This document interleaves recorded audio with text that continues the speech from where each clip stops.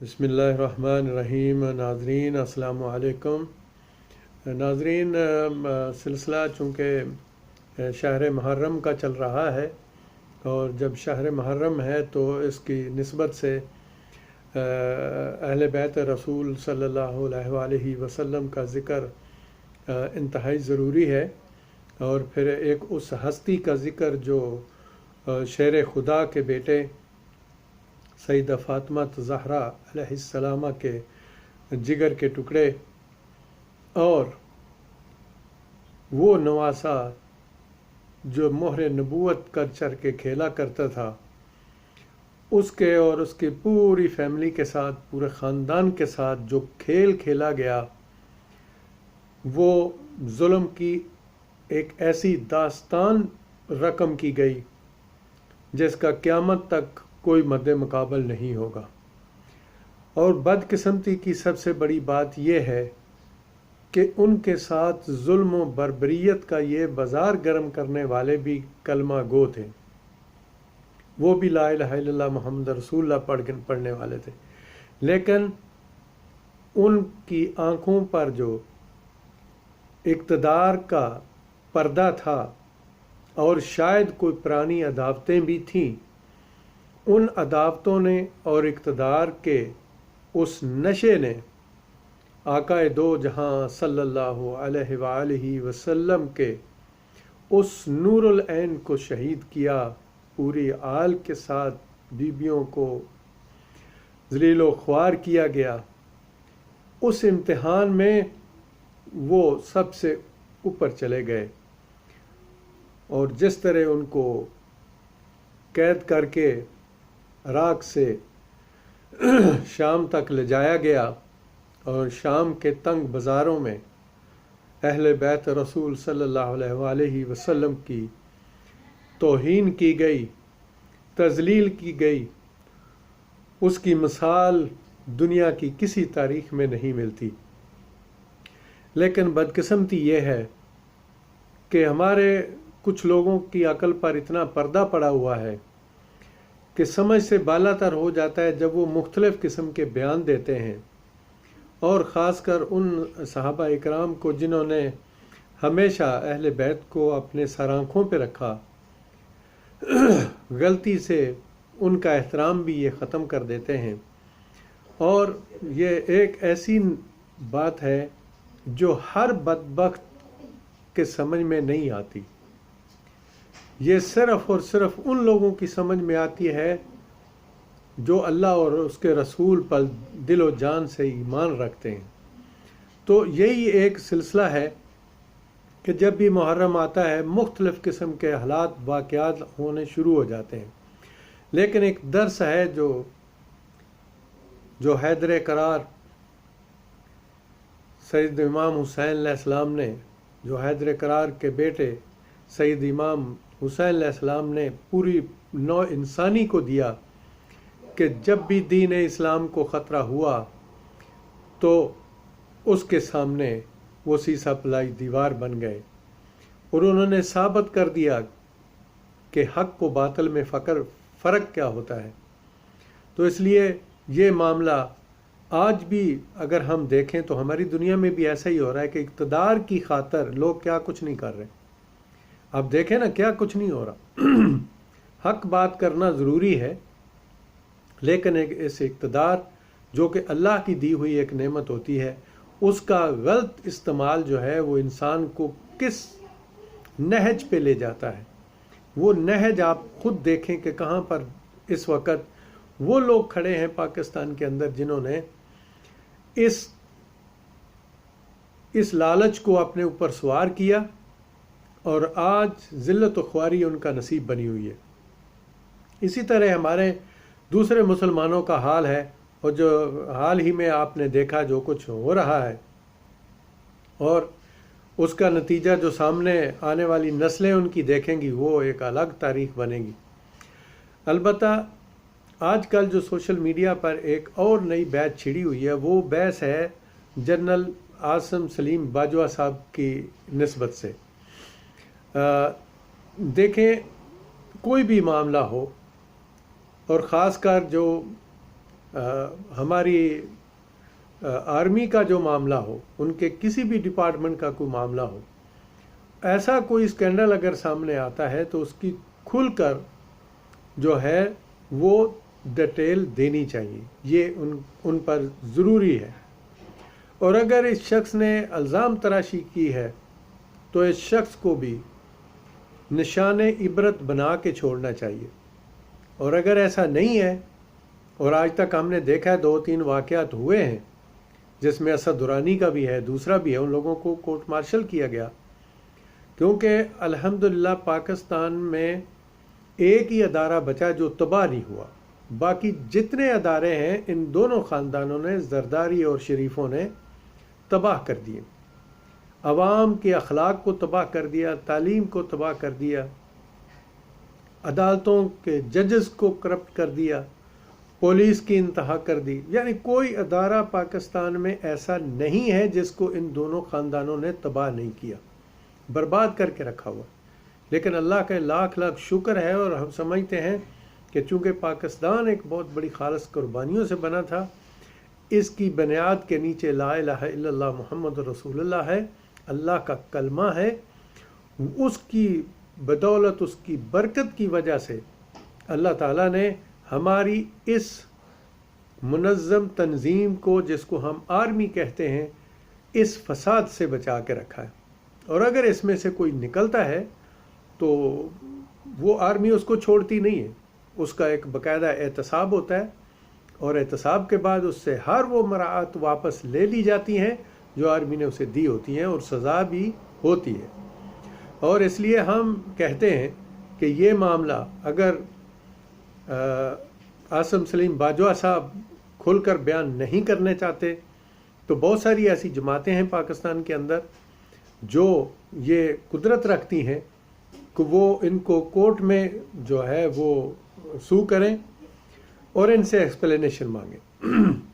नैब के हवाले मत किया जाए, क्योंकि नैब पहले जो गुल खिला रहा है वो सबको पता है। इस चीज़ की इंक्वायरी सुप्रीम कोर्ट में होनी चाहिए, और इसको बाकायदा एक केस की शक्ल में सामने आना चाहिए। पहली बात तो ये है कि आसिम सलीम बाजवा साहब जो हैं वो रिटायर्ड जनरल हैं, तो उनका हक बनता है कि वो एक आला ओहदे पर भी हैं इस वक्त, वो अपनी एक्सप्लेनेशन आके मीडिया पे दें। और अगर वो नहीं देना चाहते, एक ट्वीट उन्होंने किया, एक ट्वीट से तो काम नहीं चलता। लेकिन बदकिस्मती से ऐसा हो रहा है सिर्फ पाकिस्तान के अंदर, एक पूरे अदारों में, जिसके लिए कोई बात की जाती है वो कहते हैं, अगर काजी फायज ईसा के बारे में बात की गई तो कहा कि अदलिया पे हमला है, और अगर दूसरे अदारों में किसी के लिए बात की जाती है तो वो कहते हैं कि ये देखें, ये पुलिस डिपार्टमेंट पर हमला है। यानी हर कोई, किसी वकील को अगर पूछ लिया जाए, ये वकील साहब जो 2-4 दिन पहले हमने देखा जो पुलिस वाले को जलील कर रहे थे, चलें पुलिस वाला एक आम शख्स है, लेकिन आपको शर्म आनी चाहिए कि उसने जो यूनिफॉर्म पहना हुआ था वो इस मुल्क के अदारे का पहना हुआ था। कुछ ख्याल आना चाहिए था, तुमने कानून पढ़ा हुआ है, कानून पढ़कर भी एक वर्दी की तौहीन कर रहे हो। तो ऐसे लोगों के लिए कोई कानून बाकी नहीं बचा। आसिम सलीम बाजवा से हम रिक्वेस्ट करते हैं कि वो इस बात को एक्सप्लेन करें। अगर नहीं कर सकते तो फिर किसी न किसी पार्टी को हम ये ज़रूर कहते हैं कि जिसमें भी इतना तप्पड़ है वो सुप्रीम कोर्ट में रिट करे, एक केस फाइल करे इनके ख़िलाफ़, कि वो इस चीज़ का सबूत दें कि उनके पास ये जायदादें और ये बिज़नेस सारे कहाँ से आए। मुमकिन है, क्योंकि देखें इन मुल्कों में, और हम जो बाहर के मुल्कों में बैठे हुए हैं, इन मुल्कों में जब भी कोई बिज़नेस स्टार्ट करता है और अगर उसमें कामयाबी होती है तो बिज़नेस से बिज़नेस बढ़ते जाते हैं, इसमें कोई शक नहीं है। अगर उन्होंने अपने हक हलाल के पैसे से और जायज़ पैसे से और मुनासिब पैसे से शुरू किया था, और उनकी इस वक्त 99 ब्रांचेज़ हैं मुख्तलिफ़ होटलों की, या और उनकी कोई जायदादें हैं, तो उन्होंने अगर कमाया है तो कोई उसमें क्या हर्ज वाली बात है। और अगर उन्होंने भी फायज़ ईसा की तरह, काजी फायज़ ईसा की तरह हर रोज़ एक नया कट्टा खोला, तो इसका मतलब है कि वो भी ऐसे ही। तो जो भी हो, अलबत्ता ये मामला जब सामने आएगा तो सारी दुनिया देख लेगी कि हमारा वो अदारा جس کو اللہ تعالیٰ نے اپنی رحمت اور اپنے کرم سے بچا کے رکھا ہے ان فسادیوں کے فساد سے، وہ ادارہ ابھی تک قائم ہے، اور انشاءاللہ وہ ادارہ ایک بھرپور ایکشن لے گا اگر یہ غلط نکلے تو، اور اگر یہ صحیح نکلتے ہیں اور اپنی منی ٹریل وغیرہ دے دیتے ہیں تو پھر یہ جنٹل مین جو بار بار اس چیز کو اچھال رہا ہے، اسے عبرت کا نشان نہ بنایا جائے تو یہ بھی ایک بہت بڑا سوالیہ نشان ہوگا دونوں چیزوں میں۔ اب وہ سچا نکلتا ہے تو ٹھیک ہے، اس کی مہربانی ہے، لیکن اس سے پہلے اس کی کئی رپورٹیں جو ہیں وہ جھوٹی نکلی ہیں۔ اس سے پہلے اس کے کئی ایسے کارنامے ہیں جو جھوٹ پر مبنی ہیں، اور بہت ساری اس کی رپورٹیں غلط ہیں، لیکن اینی ہاؤ اس نے اس کو اچھالا ہے۔ یہ بریک تو انڈیا سے ہوئی تھی یہ خبر، لیکن اچھالا اس نے ہے، تو اس کی باقاعدہ انکوائری کی جائے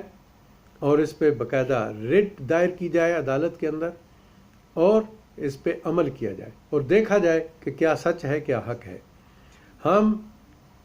کسی کی کوئی سپورٹ نہیں کرتے، کسی کو کوئی دیانت کا یا امانت کا سرٹیفکیٹ نہیں دیتے، اور نہ ہی کسی کو بے ایمانی کا دیتے ہیں۔ ہم قاضی فائزیسا کے بارے میں بھی ہمیشہ یہ کہتے آئے ہیں اور کہہ رہے ہیں، لیکن حالات واقعات جو چیز ثابت کر رہے ہیں، قاضی فائزیسا صاحب کے پاس کوئی چیز نہیں ہے، کوئی منی ٹریل نہیں ہے، کچھ نہیں ہے، یہ حالات واقعات بتا رہے ہیں۔ ابھی جو لاسٹ والا 7 ججوں کا فیصلہ آیا تھا اس کو بھی دیکھیں، اور FBI کو ابھی جو منظر سامنے آ رہا ہے وہ سب چیزوں کو اگر سامنے رکھے کوئی بھی ذی شعور، تو اس کو ساری سمجھ آ جاتی ہے کہ پہلے قاضی فائز عیسیٰ صاحب ہر روز کوئی نئی کہانی، نئی اپلیکیشن ڈراپ کرتے تھے، آج کل ان کی بیگم صاحبہ کر رہی ہیں، اور ہو سکتا ہے بیگم صاحبہ چپ کریں تو ان کے بچے شروع کر دیں، لیکن منی ٹریل نہیں دینا چاہتے وہ۔ یہ سب سے بڑی بات ہے، اتنا بڑا ڈیفرنس، یعنی کروڑوں کے حساب سے جو ڈیفرنس ہے ان کی وہ سٹیٹمنٹ کے اندر ہے جو انہوں نے FBI کو پرووائڈ کی ہے۔ تو اب پھر باتیں تو ہوں گی نا جی، محاسبے سے کوئی نہیں بچ سکتا، لیکن پھر میں کہتا ہوں، سب دوستوں کو کہتا ہوں، پورے پاکستانیوں کو کہتا ہوں کہ دیکھیں میرے دوستوں، میرے عزیزوں، ماؤں بہنوں، سب کو کہتا ہوں، پاکستان کا کوئی اور علاج نہیں ہے سوائے قانون، اور وہ قانون جو نظام عدل اللہ سبحانہ تعالیٰ کا نظام عدل ہے اور سنت رسول صلی اللہ علیہ وآلہ وسلم کے مطابق ہے۔ تو پھر کہتا ہوں، آئیے ہمارے ساتھ، چلیے ہمارے ساتھ، ہم اللہ اور اس کے رسول کے قانون کو نافذ کرنا چاہتے ہیں پاکستان کے اندر، اور ہم جماعت اسلامی سے ریکویسٹ کرتے ہیں کہ وہ سامنے آئیں، اور لوگوں سے بھی کہتے ہیں کہ جماعت اسلامی سے مت ڈریں۔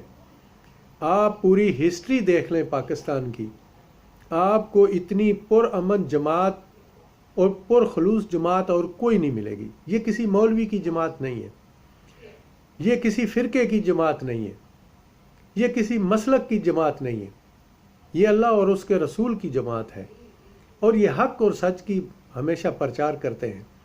آپ لوگوں نے دیکھا ہے آج تک کہ جہاں بھی پاکستان میں کوئی مصیبت نازل ہوئی ہے، ان کے جو لوگ ہیں جماعت کے، وہ کس طرح وہاں جان فشانی سے کام کرتے ہیں، لوگوں کو مصیبتوں سے نکالتے ہیں، لوگوں کی مدد کرتے ہیں، اور ان کے پاس ایسا نظام، ایسا سسٹم ممکن ہے۔ ہم بھی لگے ہوئے ہیں، ہم بھی جماعت سے ریکویسٹ کر رہے ہیں کہ جماعت کو آگے آنا چاہیے، لیکن پہلے لوگوں کو سمجھنا ضروری ہے کہ جماعت کے کیا مقاصد ہیں۔ دیکھو، جماعت کسی فرقے کی نہیں ہے، کسی مذہب کی نہیں ہے، کسی شیعہ کی، کسی سنی کی، کسی وہابی کی، کسی دیوبندی، کسی چکڑالوی کی، کسی کی نہیں ہے۔ یہ کہ اللہ اور اس کے رسول صلی اللہ علیہ وسلم کی تبلیغ کرنے والی جماعت ہے، یہ حق بیان کرنے والی جماعت ہے۔ تو سب سے ریکویسٹ کرتا ہوں کہ آئیں، اس حق کے ساتھ کھڑے ہو جائیں۔ میں پورے یقین اور ایمان سے کہتا ہوں کہ اگر آپ لوگ ساتھ دیں اللہ اور اس کے رسول کے قانون کو پاکستان میں نافذ کرنے کے لیے، تو انشاءاللہ باذن اللہ ہر شخص کو انصاف ملے گا، ہر غریب کو انصاف اس کی چوکھٹ پر ملے گا، اور یہ جتنے ظالم و فاجر لوگ ہیں ان کا علاج بڑے اچھے طریقے سے ہوگا، کسی کے ساتھ کوئی ظلم نہیں ہوگا، کسی کے ساتھ کوئی زیادتی نہیں ہوگا۔ پاکستان کے اندر انشاءاللہ تعالیٰ یہ اسلام کا جو انقلاب آئے گا یہ بالکل پرامن طریقے سے آئے گا، اور کوئی فساد نہیں ہوگا، کوئی قتل و غارت نہیں ہوگی، کچھ نہیں ہوگا،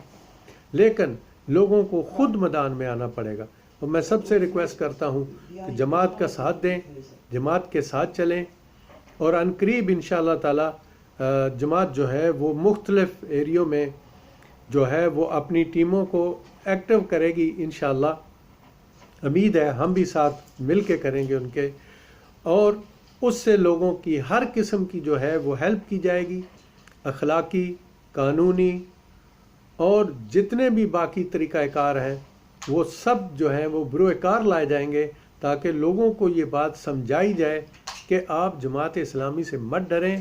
یہ جماعت کسی مولوی کی جماعت نہیں ہے، کسی ملا کی جماعت نہیں ہے،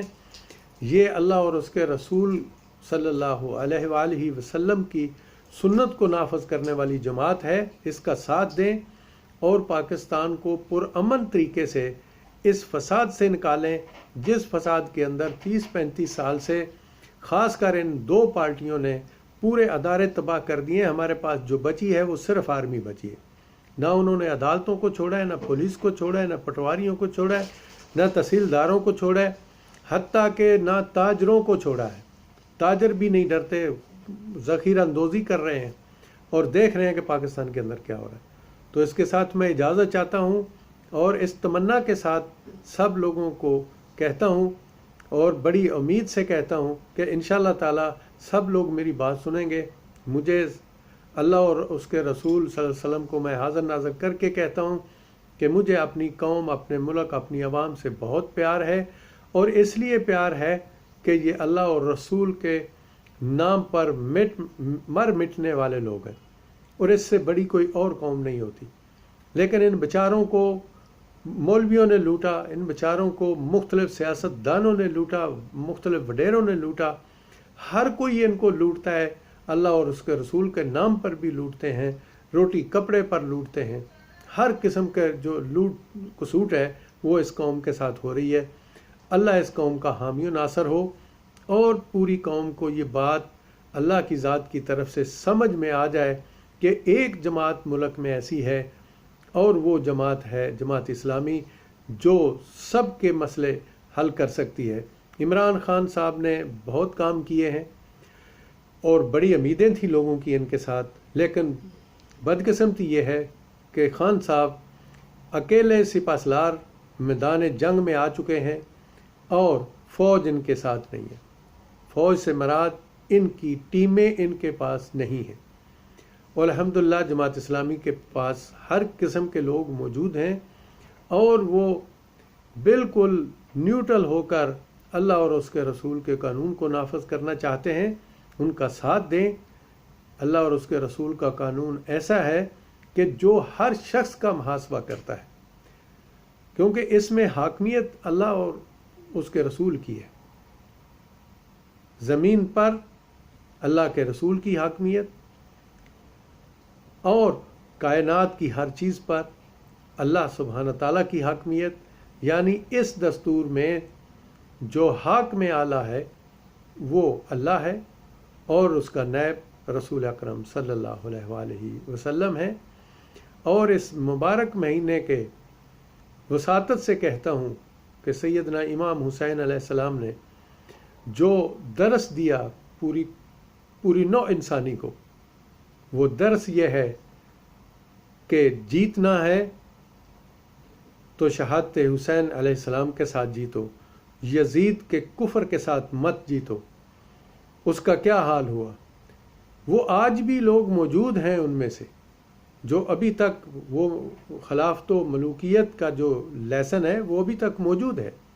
اور اس کے کچھ لوگ پرچار کرتے ہیں۔ ان سب سے میں کہتا ہوں